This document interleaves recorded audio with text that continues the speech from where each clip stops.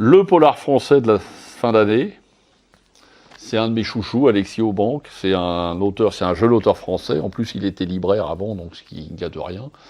Donc c'est d'entrée, il nous est sympathique, hein, parce que quand il fait la même profession que nous, c'est toujours sympa.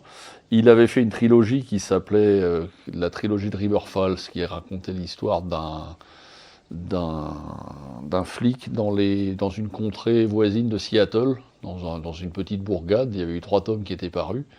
Et là, c'est une nouvelle trilogie qui commence, et c'est toujours le même personnage, le flic, sauf qu'au lieu d'être à River Falls, dans un petit bled paumé des Appalaches, il fait une enquête, il a été nommé à Seattle. Alors Seattle, c'est une ville qui est pas très connue aux États-Unis, qui est totalement à l'ouest des États-Unis, mais tout en haut, près du Canada. Et c'est une ville somptueuse, superbe, et qui est très très bien retranscrite dans le bouquin. C'est la ville de Grey's Anatomy, notamment, pour ceux qui connaissent les feuilletons. Et c'est une ville superbe qui est aussi belle que Chicago, vraiment très, à la fois moderne et à la fois très humaine.